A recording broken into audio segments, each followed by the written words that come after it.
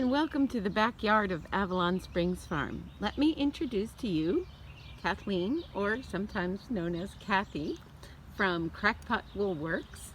And I'm going to reverse the... No, I can't do it. And here is myself, Karen of Avalon Springs Farm. As you can see, we're having coffee. But we got set up today to have a conversation. Look at all of this. Isn't this glorious? Come on over. Kathleen, come on over. Okay, I'm going to pan the socks and the yarn, and we are going to have a dialogue between a dye artist and a knitting artist. And our dialogue is all going to be about how do you, the yarn consumer, figure out what to get for your project. So, Kathleen, tell us about your socks. They're socks. And actually, fortunately for this conversation, it's essentially all the same pattern. Am I right? Yes. And obviously the yarn is all very different, but the actual sock design is the same sock. so what size needles did you use? 2. And this is all the fingering weight Pendragon yarn. Yes. The topic of our conversation was going to be like looking at the different dye work and then looking at the different socks and saying, I like this kind of sock and this kind of thing, and I want to know how to buy the yarn to get what I like.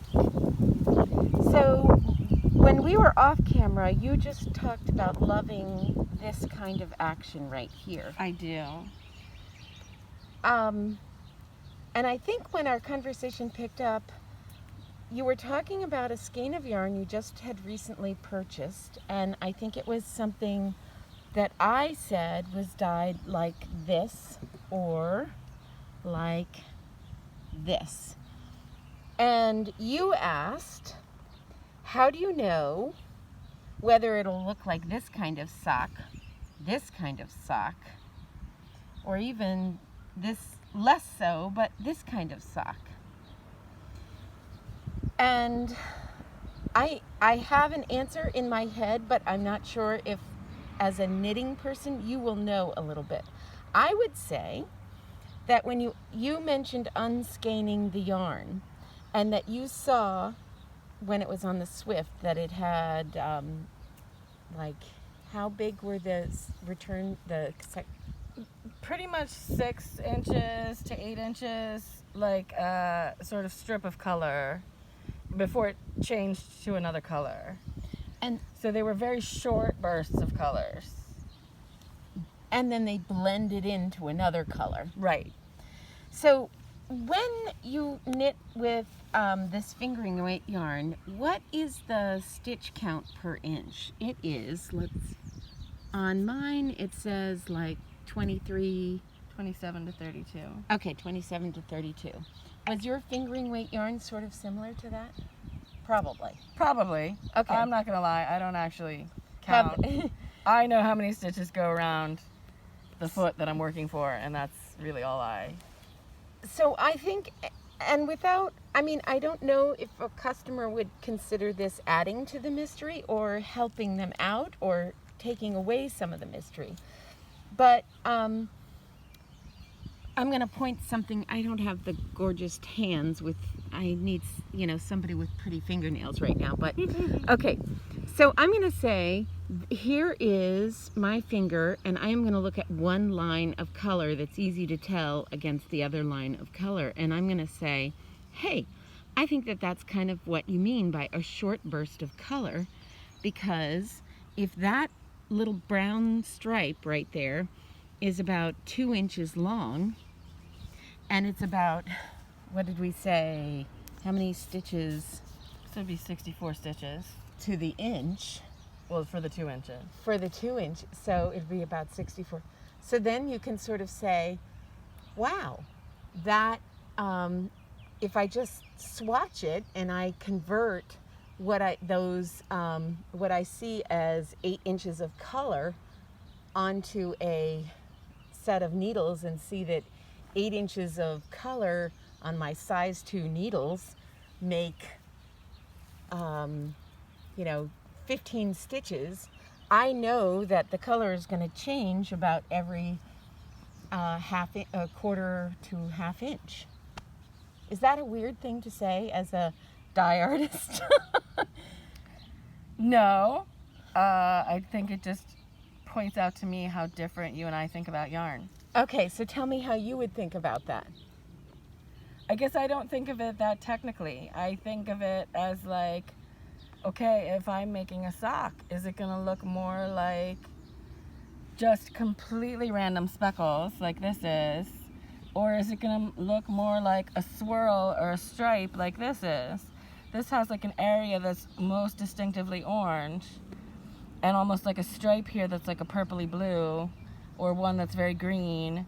And I kind of like that sort of swirl or stripe effect. So I'm trying to figure in my own head if the yarn that I'm looking at is going to give me more, I guess, pools of color like this does, or more very random speckles of color that doesn't overlap with itself. Okay, so then let's match yarns that we have in the picture frame with what we think that they will do on the socks.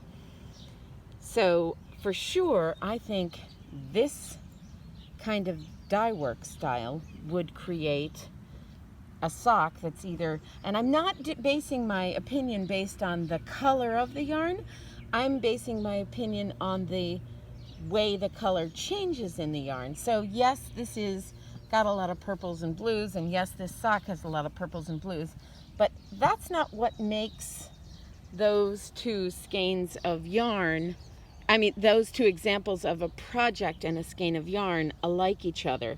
I think that this skein of yarn is going to make a sock that looks a little bit like this and a little bit like this because of how rapidly the colors change. I think also this skein could do something somewhere in here too.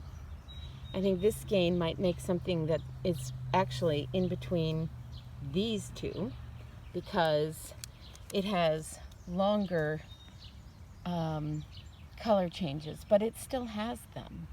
So I guess that's my basic question is when I look at a yarn on a wall in a store or at a show, if there is a longer sort of distance of between color changes, so if you have 3 feet of a color before it changes to something else versus if you have 6 inches of a color before it changes to something else, if the color change is a longer distance, am I more likely to get these pooling stripes, swirls than the totally random knitted like little pixels?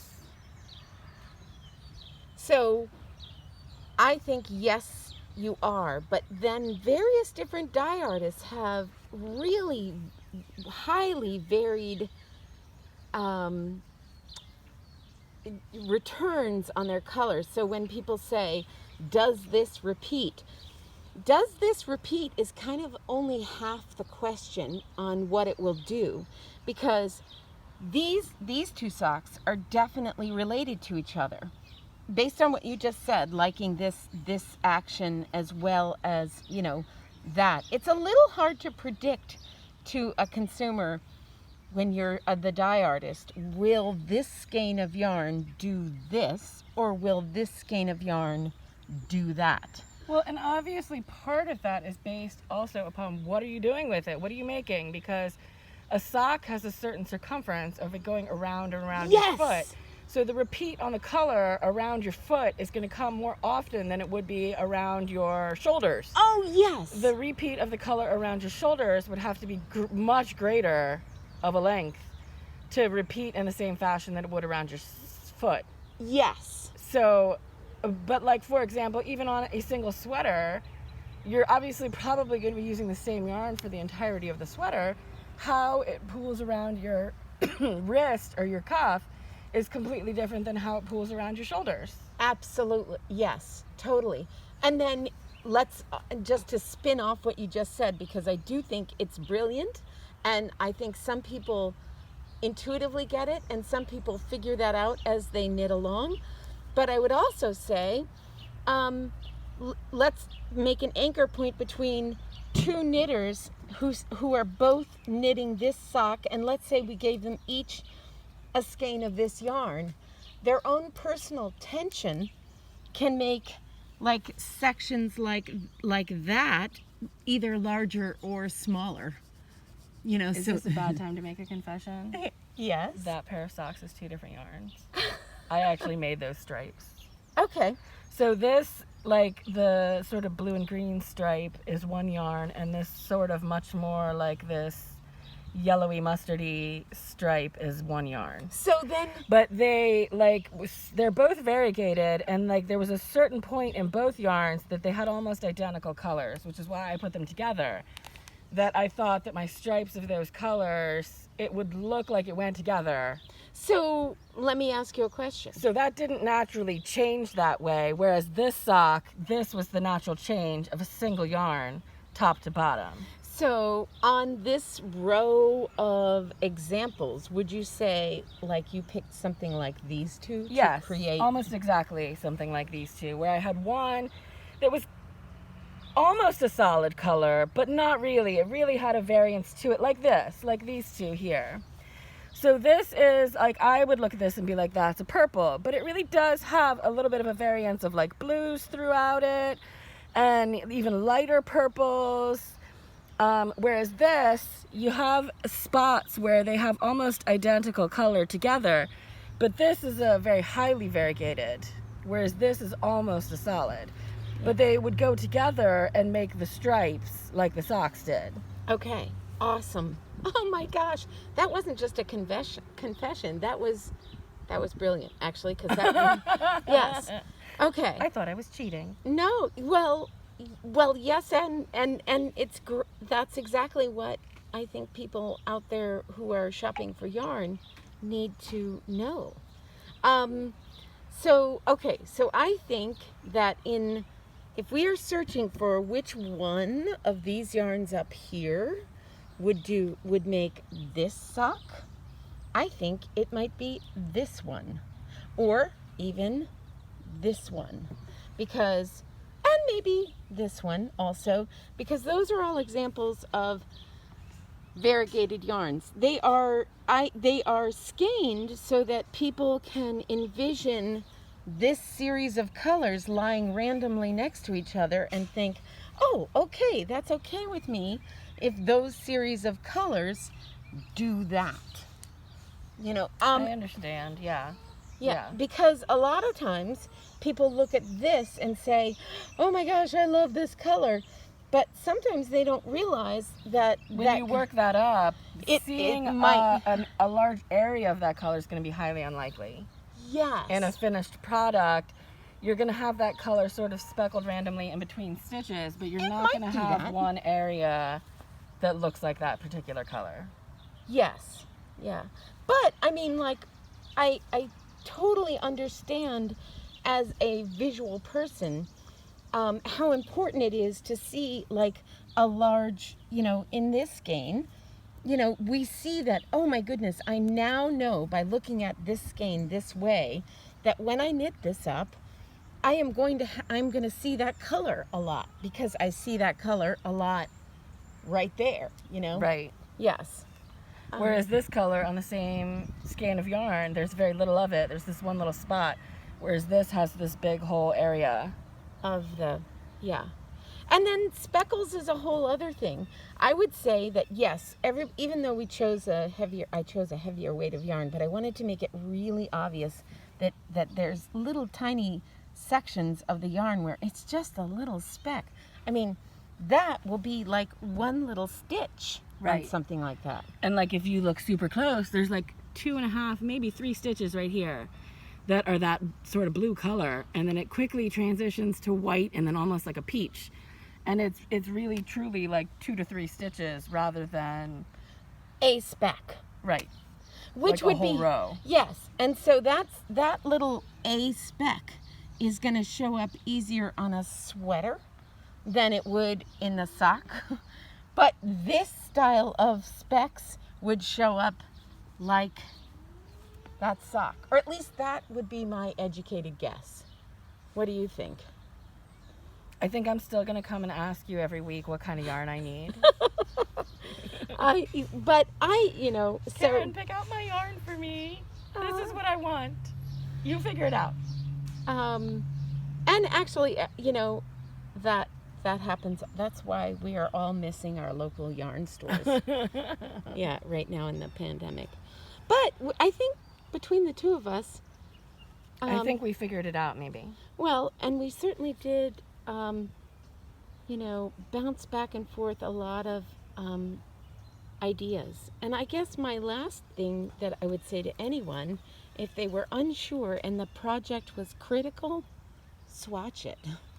Swatch it because of your own stitch style of knitting, how loose or how tight you are. Nobody else is going to be able to answer the question for you without you doing the work itself. And you can always rip out the swatch.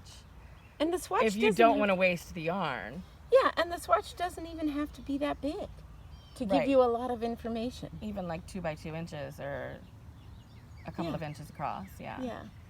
And if you match that swatch to the concept of your sweater versus your sock, or, then you can get a lot of information from a 2 by 2 square. But I'm glad you guys are doing the knitting and I'm doing the dyeing. All right. All right. We're saying goodbye because this was pretty cool. There's Kathleen saying bye. Bye! And here's Karen saying bye. Bye! Hope you enjoyed this. Bye.